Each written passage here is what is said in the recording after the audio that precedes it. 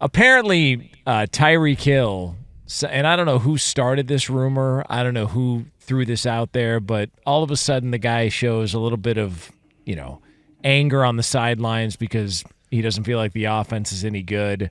And then the speculation becomes... I wouldn't be wrong. The speculation becomes, well, maybe the Chiefs should just go out and trade for him. It's like, all right, well, he just got his deal redone in the offseason.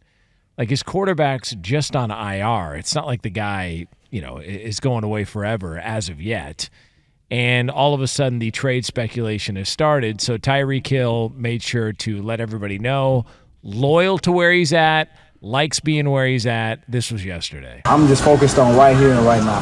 Like, we got a beautiful team here, and I want to be a part of it. We got a great situation here. My family loves it. I enjoy it. The weather's great. The fans are great. Obviously, my parents always taught me, control the controllables, and I only can control so much, you know what I'm saying? So with that being said, we all know the NFL is a business. Whatever happens, happens, you know what I'm saying? So moving forward, I would love to be here. I love being here.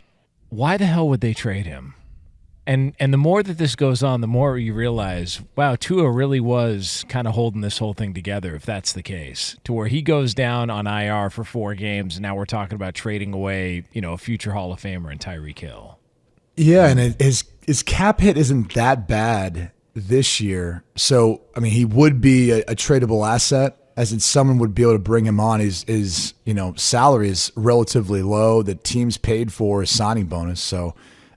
if you're looking at it from a contract standpoint, you actually would be able to move on from him, and there would most likely be a suitor. A team might be looking for his services. We talked about if Devonta Adams gets dealt, maybe the Raiders are looking at him and saying there's a potential chance. But he's playing still at a really high level, even though he's 30 years old. I think some people look at that as like that mark of decline for a lot of athletes, but not so much for him. And to further the point, I don't think he's trying to get out. And so if you're the organization, you kind of wonder, all right, do we really need to? They're probably going to need to restructure his contract after this year. He's got a couple years left, and then he's got some voided years on the backside of it, which helped create the value of the 3-year, $90 million deal and the $30 million average annual value, which at the time was, I believe, the highest of any wide receiver. So all those metrics and things will have to be played with this offseason, but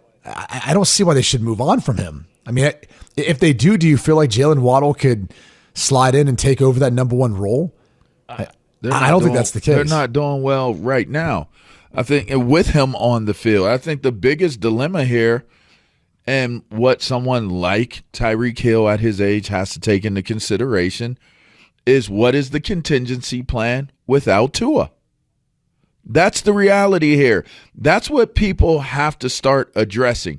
What can this team do without Tua? And the second part of it is, how do you properly plan being without Tua while still having Tua? It's such a complicated position for this Miami Dolphins team to be in, because you don't want to appear to look like you're bringing in someone that says you're moving on or planning on moving on from Tua, but you also don't want to act as though you don't understand what's going on with Tua's health. You can't act oblivious to the idea that this man is generally 1 hit away from being done with football. It's a very complicated and complex position to be in. And if I'm Tyreek Hill, I commend him for showing loyalty. And even if he doesn't mean it and it was tongue in cheek, Devonta Adams didn't come out and say this, right? I think the thing that jumped out at me when we were listening to him, reference himself in the third person, was the third person wasn't saying they wanted to stay in Las Vegas. Never. Not one time. Not one time. But Tyreek Hill made it a point to say, this is a beautiful team. It's a beautiful place. He loves the weather. I would say those same things about Las Vegas. I've been to both of those places quite a few times. I like both those places and in fact, they have some very, very staunch similarities in terms of being beautiful cities. So there's no reason for Devontae. Why are you smiling? There's no reason for there not to be, a buy-in from Devontae Adams. So when I look at what this scenario is, I would wonder, and looking at what Tyreek Hill is facing versus what a Devontae Adams is facing, what makes this in some cases, I feel like you're in a worse situation if you're Tyreek Hill than even being in the Devontae Adams situation that he's now seemingly trying to get out of. Because you're kind of in limbo. You're in limbo. You don't really know. And by the way, they're going to replace Minshew at some point. You know that. And listen, and by the way, but you don't know what's going to happen with the Dolphins. Like, if the Dolphins, now that you look back on it, if the Dolphins don't come back and win that game against Jacksonville in Week 1, this is an 0-4 football team, and they're bad. Like, they are these other games they haven't been competitive in. And I know Tua being gone is the huge story and factor and all that. But facts are facts. It's a really bad team. And if they lose to New England this weekend, there's a problem. So you guys aren't counting their win over the Browns as significant? No, I'm talking about the Dolphins on the Dolphins side. Sorry. I thought about the Raiders. Listen, anytime the Raiders can beat a Super Bowl. Well, the Raiders beat the Ravens, too. I think they have some significant, legitimate wins. Maybe they'd be the top of the AFC North right now if they were playing in it. Yeah. That'd be great. Maybe they would. I don't know where this – it almost feels like people just assume, well, it's Tyreek Hill. He's a wide receiver. He probably wants out at this point. He's like, no, not really. I kind of like it here. It's cool. I mean, he had a little bit of a dust-up before a game. I just wonder how much he means it. How much do you mean? I think he handled it the right way. But behind closed doors, what is he saying? My family and them want to be here, but what are the conversations they're having behind doors? Can we get up out of here with as little damage to my reputation and to my brand as much as possible? It could be time to move on from the Miami Dolphins if I'm someone like Tyreek Hill, because I just do not know if this team can win without Tua. And if it's that setup where that reality is now on the table, that's not up for debate. Like, Q called it before they even played one game, and then it played out way too close, like way too accurate to the way that it was explained. Like, they're not only going to lose, they're going to stink. This team stinks. And Tyreek Hill is not inactive. He's not injured. He's not on the sideline. He's out there. And that's got to be frustrating. And the idea of it has to be, what do I do? Because we are held hostage by Tua's health. That's the hostage situation. I'm good if he's here, but we're not if he's not, and we're clear on that. So what do I do? That's a hard as hell question to have to answer if you're someone like Tyreek Hill. I would be shocked if they traded him. I don't know why would you do it? It's the NFL, man. Nothing ever surprises me. That being said, I'd be surprised by this. I mean, then what's the plan? Like, they can beat, I'm not saying they will, they can beat New England this weekend. Okay, New England stinks. Okay, they can beat New England. So then all of a sudden you're 2-3. And then, you're at least, maybe possibly starting to get back into the mix, and then you go from there, and then Tua's coming back in a couple of weeks. Like, they're not that far out of it. And the way Buffalo looked the other night, whether that was just a product of, hey, they're good, man. Stop. Oh, just saying. Don't put product of or caveats. The Bills are good, man. That's a good team. That's the best team in that division. That's the best team. That is the team to beat. No caveats. That's the team to beat. If DeMar Hamlin was such a dirty player, Tua would still be out there. But, Yeah, go figure. Yeah, it's terrible. What's wrong with you? I don't know. Just trying to stir. You should have bring on like the the worst parts where people get mad at you. You bring it all on yourself. I just want to point out all angles on this whole thing so we can exhaust it. Yeah, just want to exhaust all efforts here. Okay. Well, listen, we if that goes down, we will keep you posted here on this show. Two pros and a cup of Joe, Fox Sports Radio, LaVar Arrington, Brady Quinn, Jonas Konx with you. Also, by the way, should be mentioned, I don't know if you guys saw this yesterday, and you just tell me whether or not I'm overthinking this. Yep. So, Jeremy Fowler of ESPN, Fowler of ESPN put together this long article talking about Stefon Diggs and what went wrong in Buffalo, and now that they're playing the Bills this weekend, the Texans are. It's kind of the meeting and sort of a deep dive. And basically, it was nothing earth-shattering. It was just, the guy was kind of a pain in the ass behind the scenes. Same with Minnesota. They talked to sources in Buffalo. Why are the Bills still talking about this? Like, it's over. Like, who cares who was at fault, why it went down this way? Like, who gives a rip? Why is anybody from the Bills organization entertaining more discussions about what happened with Stefon Diggs if you're all trying to move on? Like, they're talking about, well, we didn't need him anymore, and he was just, too much of a hassle behind the scenes. Like, why even go there? Like, it's over. Just move on.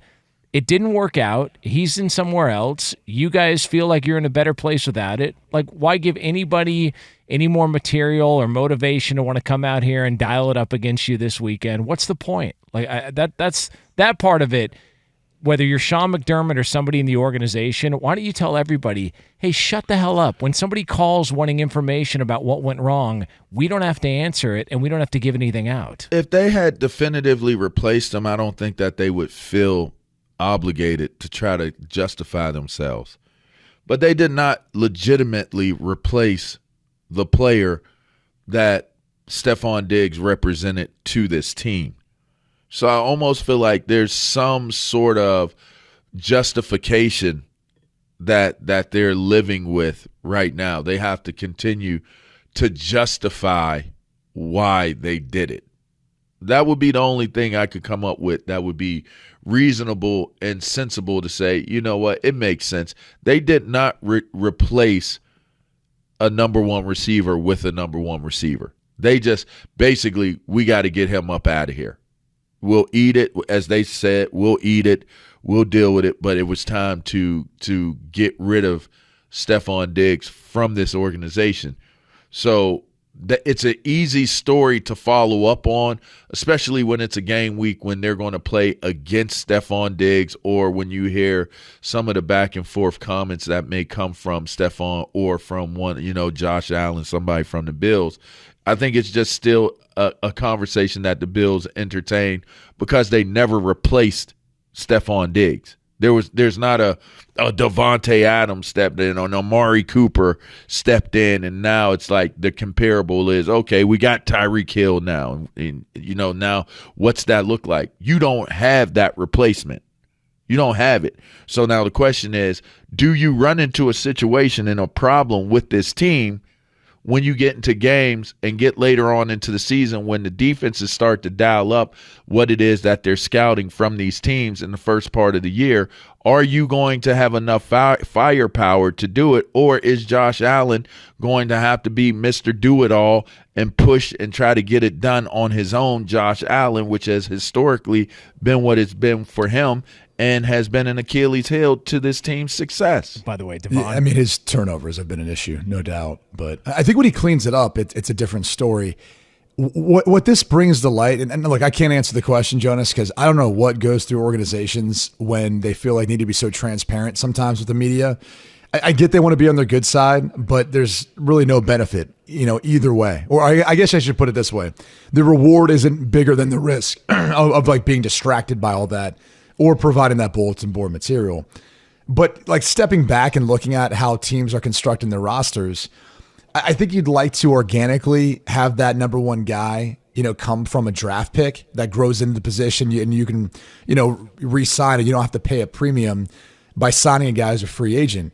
But the way I look at it is, look at the Bills, for example. Look at the method that they went with. They don't really have that defined number one wide receiver. Now, maybe they feel like Keon Coleman will develop into that guy, but that's one team. The Green Bay Packers, Lee's team, that's another team. I think you look at it, and some people might say Jaden Reed might be that guy. Christian Watson's been injury prone and banged up. Maybe they hoped he would be that guy. Whatever the case is, that's another team that's gone about it that way. You can go through a number of teams and really say some are okay, moving on and going forward, not really having a designated or defined number one guy that's eating up a ton of their salary cap. And whether that's right, wrong, or indifferent, it seems to work at times. It seems to work as being effective, being able to allocate that cap space elsewhere if you have a quarterback, to LaVar's point, that can raise the level of everyone else out around him. I mean, we're kind of going to see what that world looks like with Patrick Mahomes. Like, yes, he has Kelsey, but if we're just talking about pure wide receiver position, he probably hasn't had a bona fide number one since Tyreek Hill left. Now, maybe you would have said Rashee Rice has been that until the injury, but that's a team that's kind of interesting to see too, how they've gone about allocating their cap space, keeping Kelsey, keeping Mahomes, keeping Chris Jones, keeping some of these other pieces, and building the offensive line, which seems to be more important to them than anything else. And I think if you look at when they've lost in the Super Bowl, it's like, well, when Mahomes isn't protected, that's a problem. Like, they'll find ways of scheming things up, or they'll find ways of getting Mahomes to make plays at the end to win. So we feel like that's probably more important than paying a wide receiver $30+ million a year. Now, that being said, look at the Vikings. Undefeated right now. And they've got a guy who's getting paid more than anyone in Justin Jefferson. So I think it's more interesting just how teams look at the roster construction and the value they place on various positions as compared to, maybe in this case, what the Bills are looking at doing.